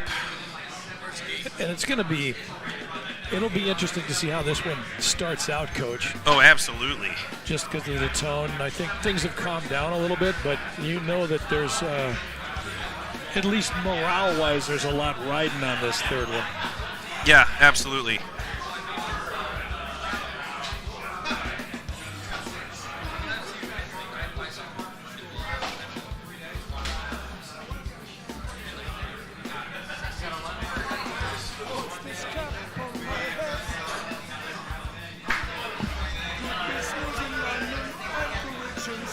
You know, now that I listen to it, this is some of the weirdest bump music I think. I actually love it. I got to get rid of it. We got to do something I actually else. love it because, it's not like they can hear it over what's going on in the background of the hut anyway. It's true. But it's nice to have a little background tunage to break up hearing the sound of my own voice. And we'd like to welcome back to the microphone Rick boost up the ratings. And that was my second opportunity to leave, by the way. Yeah, no, and you skipped. You came back with a fresh beer. I'm 0 for 2. Speaking of 2, Rick the Dart Pizzo. For anybody that's curious,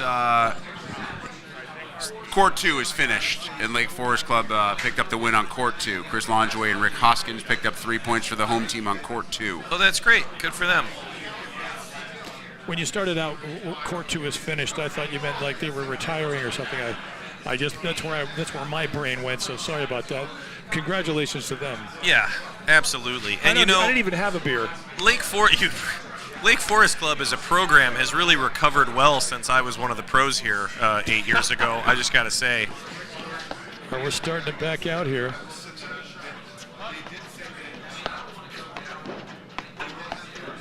And if not for the obvious, this will be a very entertaining third set.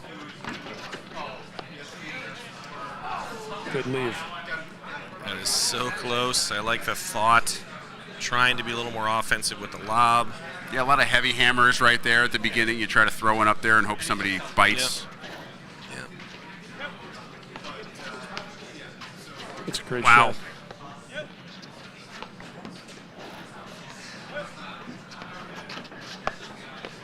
Great drive. Good rip right there.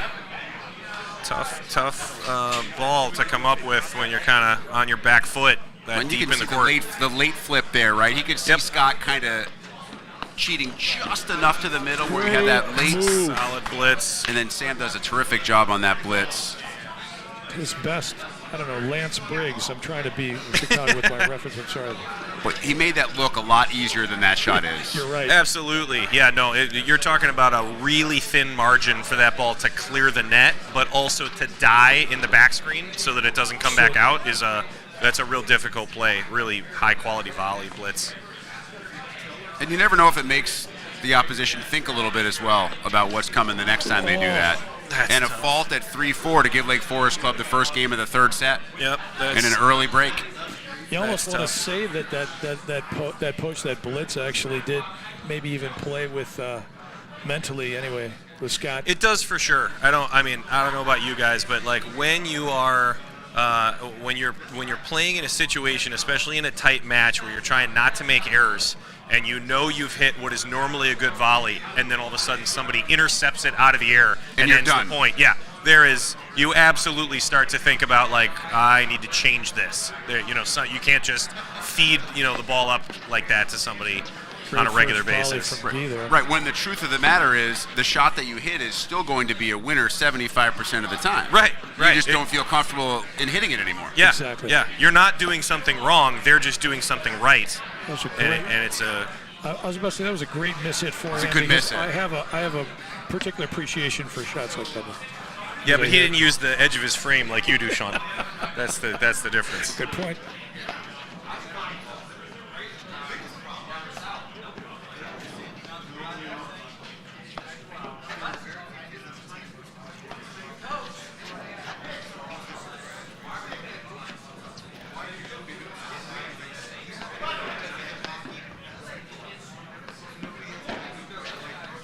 Good dig.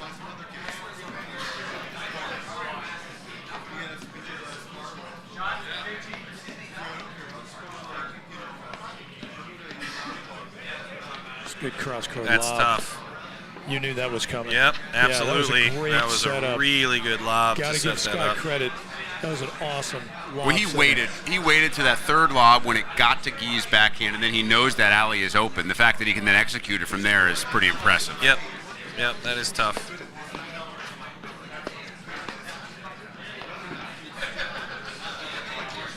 Oh, no. Oh, what a shot. Made it work. I have no idea how Guy got that back. I don't think Guy knows either. Clearly, as he continued to stand in the middle of the court, I don't think there's about 60 people in the hut, and I don't think anybody has any idea how he got that back. That ball's a foot behind him. I don't know how he even got his paddle. And it all goes for naught anyway. Yeah, exactly. Welcome to paddle.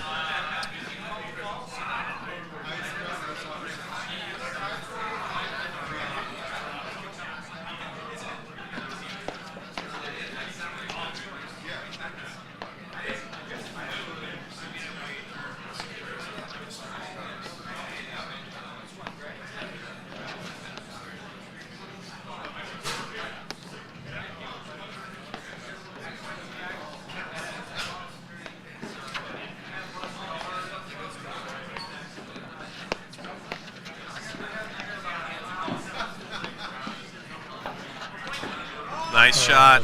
Really nice. The anticipation in this match is at such a high level, whether it be off screens and understanding where that ball is most likely going to go, or when it's time to drive, or when it's time to get to the net. I feel like this anticipation is as good as we've seen. All right, so okay, 1-all. Back up. Bamboo shoots all around, as they say.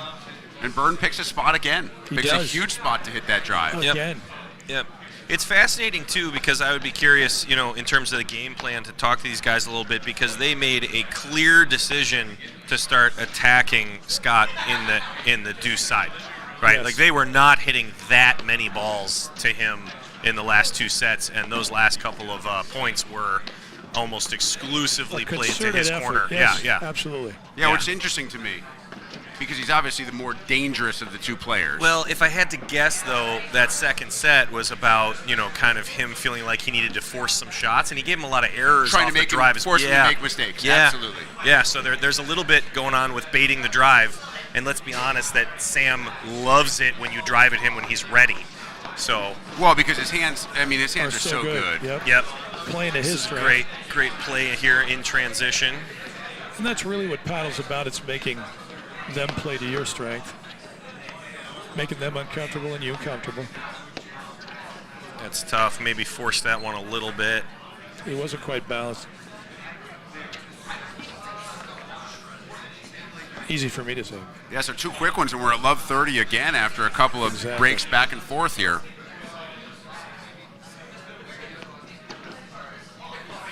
So we're at love 40, and if my math serves correct, we're 1 point away from 3 consecutive breaks to start the third. Yeah. I think you're right. Playing a 3-5 tennis match here. Yeah, great move again from Sam. And so you break at love, and you get the break back, and you sit at 2-1 now. Yep. Actually, now that you mentioned it, Coach, you mentioned a theory. Sam's not, or maybe Rick, you said it. Sam's not really driving that return on a regular basis. I could swear it's just really the idea that he wants to get to the net as quickly as possible. If you drive the ball, you're not going to move in behind the ball that's really driven that much. You're not going to have the time to get in. But if you chip that ball, he's already on top of the net. It's funny because we just worked on blitzing with our teams this week, and they were shocked to realize that the harder you hit your drive, the less time you have to follow it in. Exactly. So, it is not a great idea unless you're sending your partner up to the net and you think you're blasting a ball so hard that they're just going to, choke on the first volley. There's no value in trying to get in behind your own drive if you hit it Mach 2. Well, and if you're sending your partner in, you're basically sending him in asking to take a grenade. The key is to get it low. Which and that's is potentially going to lead to some intra-team dynamics that you don't want to deal with. Perhaps a little friction in the clubhouse. If you're not crazy about your partner, it's a good way to get rid of him. I love that. I love that soft middle drive from Max right there, right in between Sam and Guy. Yeah, absolutely, Rick. Always a good location. And again, the pace. Great pace. That's good touch. That's one of the very first short lobs we've seen Dreyer hit. Yep, really absolutely. all night long. He's done a terrific job defending that corner with deep lobs. Yeah, no, I always joke with people that that you're not lobbing well when you see a lot of drop shots. That is just such a good scramble. He sold it to him. Only thing you can do with that ball, by the way, in that situation, you just got to go right at somebody and hope that they can't get out of the way fast enough.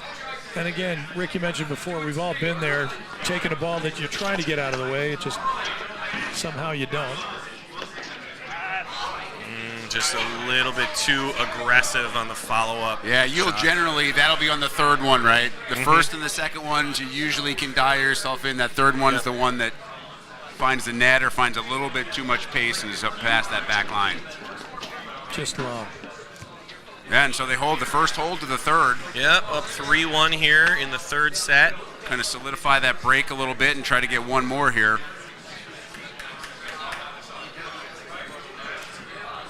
I'm interested to see here now, with the aggressor of Dreyer being the server, does he go back to being uber aggressive? Yes. In this game? Great theory. By the way, you got to give Dreyer credit. That's not an easy shot. On the backhand like that? High backhand volley like that, and he hit it down the middle, kept it low.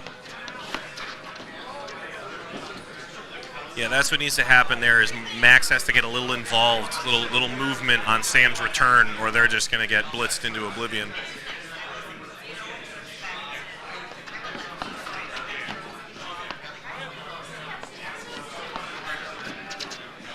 It's a good thought, Coach. You know, the best way to handle a blitz is to pick off the first volley as the net player. It makes it very difficult. Yeah. If you can, if that net player can cut that shot off, there's not a big blitz opportunity. You have to at least make him think. Exactly.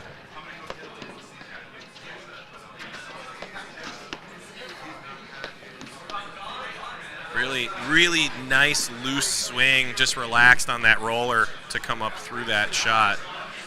He's done that all night with that shot. Yeah, it's really a high quality ball. It's not, you're not sure which direction it's going to jump. You definitely, have to deal with the pace, and if he gets enough spin on it, it's going to bail. It's going to just die in the screens. It's a tough shot. And that's not a hard shot if you're on top of the net. But Matt, you made the point. We've seen him hit that from. He's almost on the service line. Yeah, he's hitting it from all over the place. Yeah. When you put that kind of topspin on, I suppose you have enough confidence you're going to bring it down. What a volley by Guy there. Also, they did that, and they were able to, because it was a key game, a 3-1 right there. They were able to eke it back and bring it to 3-2 and stay in the set here a little more easily.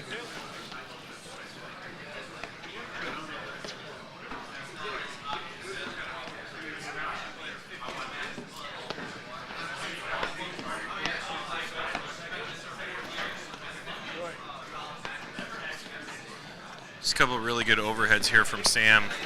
Yeah, he's not necessarily landing the ball deep, but he's letting it drop a little bit and keeping it low. And it's becoming a little tougher for Scott to convert that drive because he just loves that ball up at his shoulder. You're right, Coach. Keeping it low, even if it's short. It's a wide serve from Guy there at 5-love. Much tougher to drive it accurately. Yeah. Speed. Look at that. Yeah, great move. He's there.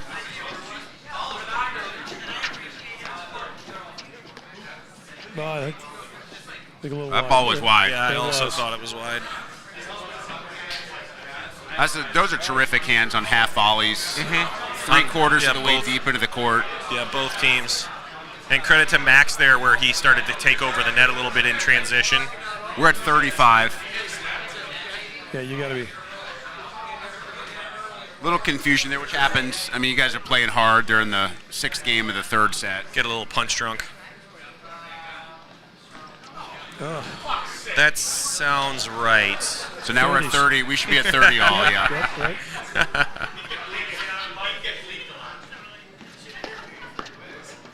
Good volley. Firm. Great overhead there from Guy.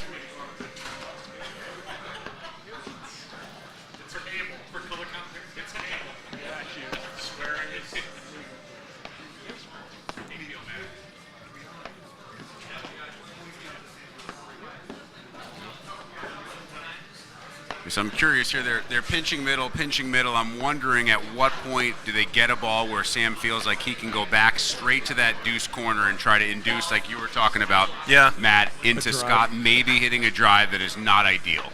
Yeah, you know what? You're not going to see. So Sam has a style that's a great lob to get out of trouble. Great digs. Oh, nice try. The smart roll or two into the corner. Sam has a style of overhead where, like, it's not necessarily going to add a ton of pressure, but he's not going to miss any, right? Correct. Like, he's maybe missed one overhead, long the whole night, and as a result, he's putting you in a spot. Yeah, and he's just going to follow the general rules of, like, until he gets to the front half of the service box, he's not going to do anything crazy aggressive. He would rather volley than miss an overhead, and, how can you blame him when you got great hands? That's what you should do. Well, it's tied back up at 3 right 3 up. After that. Yeah, tough service game for Guy. We had 3 service faults in that 6th game, though. There you go. Yeah, that's the shot.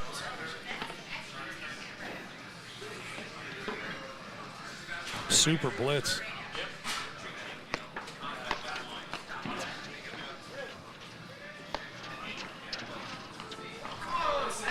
See, that's the first forced screen drive that we've seen from Sam there.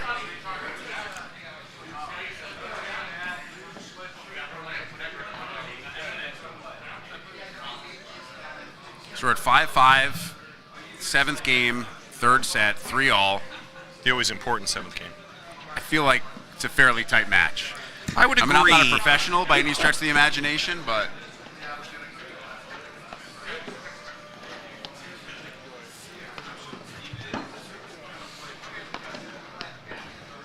It's getting loud. That was kind of the first real offensive overhead we'd seen from Sam in a while there. Smart. Again, Max, opportunistic blitz off of that high backhand from Guy. And they pick up another point. Go up 30-15. 30-15. A little long. That is a little long. that's the worst feeling in a tight match. You throw the right. ball up there, and the second that you make contact, you know it's long. Yeah, you never want to. It's a great cross-court It's a shot. good pick as well. You never want to have that be, the situation where you feel like a fault, was the difference maker in a match. You just really hope that it balances out and that everybody has a couple faults here and there. That's a good scramble.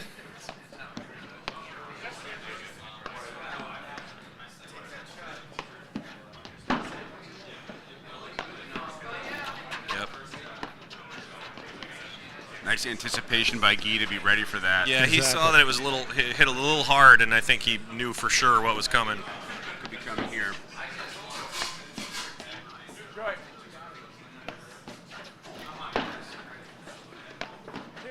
Yep. It's not going to make it. Yeah, Scott's frustrated. He felt like he was in the right position there, but you made the point, Matt. It's almost as if now Sam and Guy have switched to the point where 80 to 90% of that court, Sam is going to take that overhead. Yep. And make It's sure a that Guy is big ready serve for the here. Yep. Guy is ready for the net court if he needs to be. Oh, almost took. I was going to say Good it leave. touches that.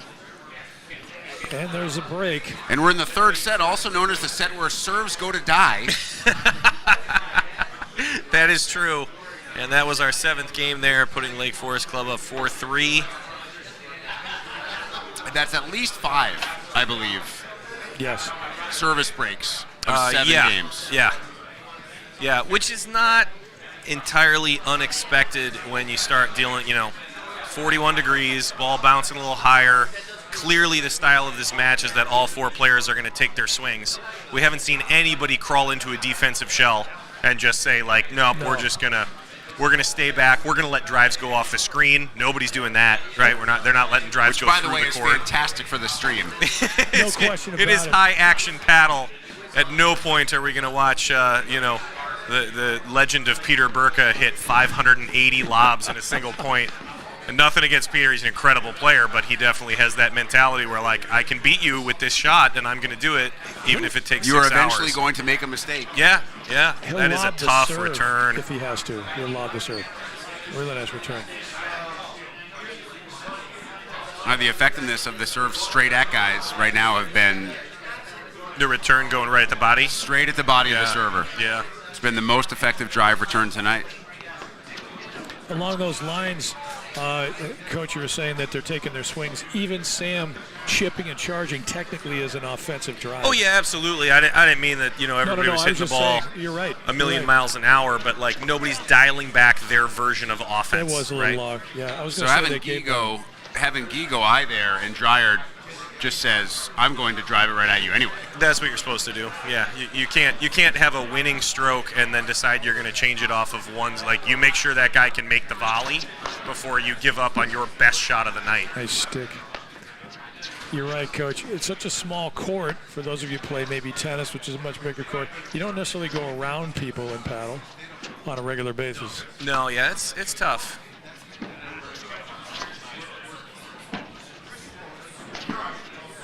He's there. No way. Nice Almost. try.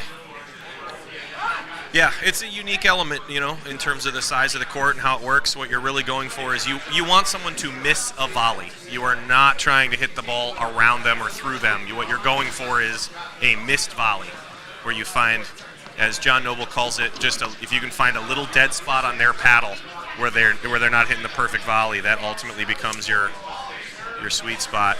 Well, and here we go again. Yeah. Yep, 4-all. The 6th break in 8 games. If we didn't know better, we'd think they'd be doing it on purpose. That one powered by 3 dryer drives. I respect this set because I don't like to hold serve either. So it's making you feel better is basically what you're saying. Yeah. Watching paddle always makes me feel better.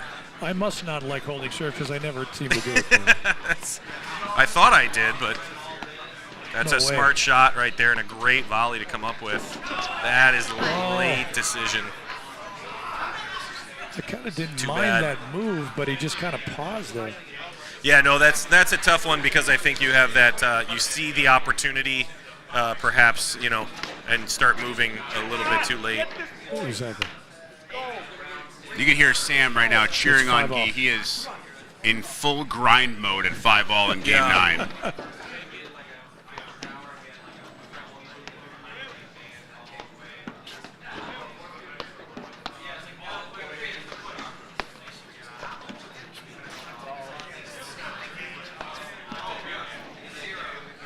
I got to give credit to Max and his roller as well. He hasn't hit as many of them, but he does have a good stroke. It's maybe landing a little shorter in the court than Scott's is, so it's just kind of bouncing off the screen, but it's definitely showing up quick enough. And it has action on it. Yeah, it's moving for sure. And now at 45.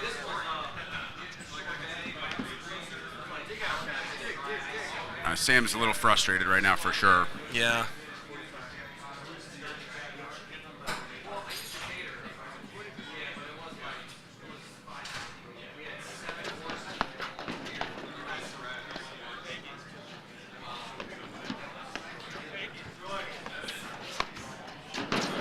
Unbelievable. Oh, he hit it. Oh, that's tough.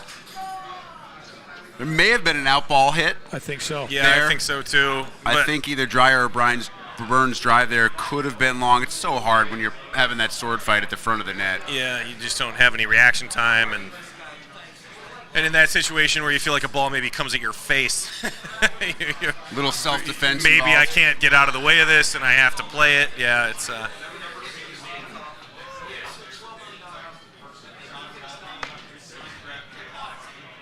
Well, if nothing else, gentlemen, we have drama. we really do. There's no question.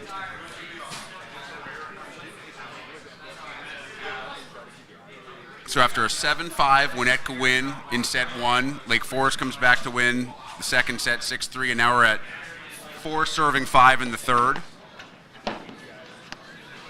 That's right. Lake Forest serving to stay in it, which they've been able to do.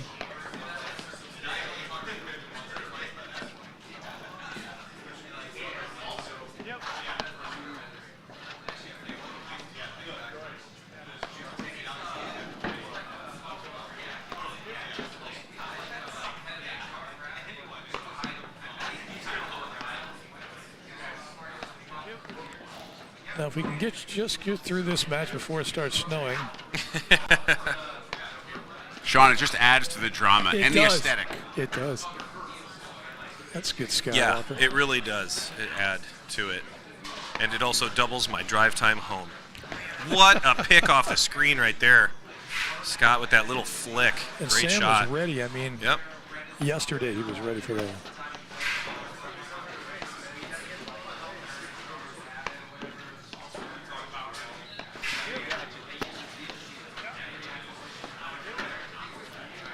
Wow. Yeah. No way, sit. Oh. It's out. Long. That was the short ball they get needed. it. They Yeah. were waiting and waiting and waiting for a short ball to pound in that corner. Yep. Great shot. Almost back. Yeah. That ball was only long by a Yeah. foot. Great volley.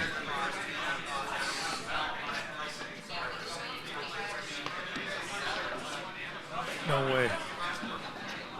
It's in there. You got it. Oh, That's tough.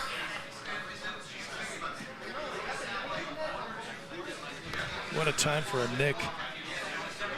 Terrific lob, by the way. I thought that was long So the did I. entire way that it was in Yeah, the air. no. Put enough height on it where you feel like you have to let it drop. And Got to get some air underneath his serve for Guy here. yep. And that lob going cross court had a better shot at it anyway. Joy.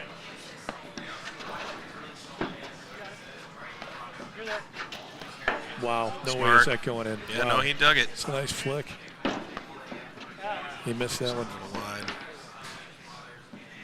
Looks like a match. Couple So of we have double points match here. points here. Double match point here for Wilmette. Wilmette / Winnetka.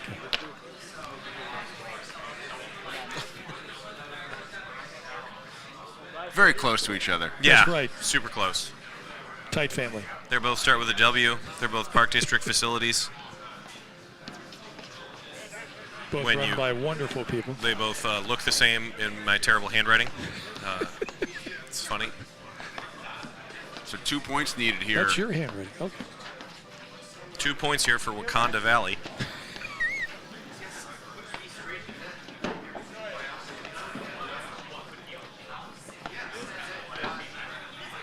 Oh, nice lob. Got it.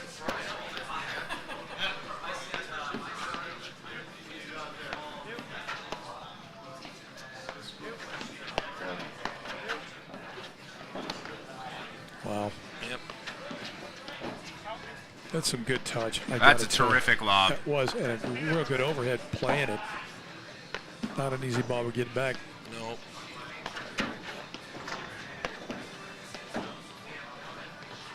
Got it.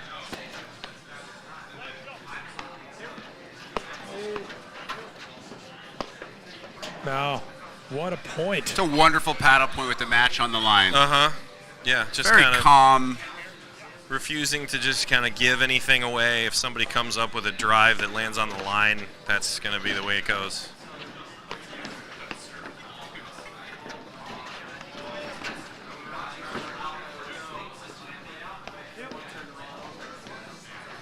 Look at that. Yep.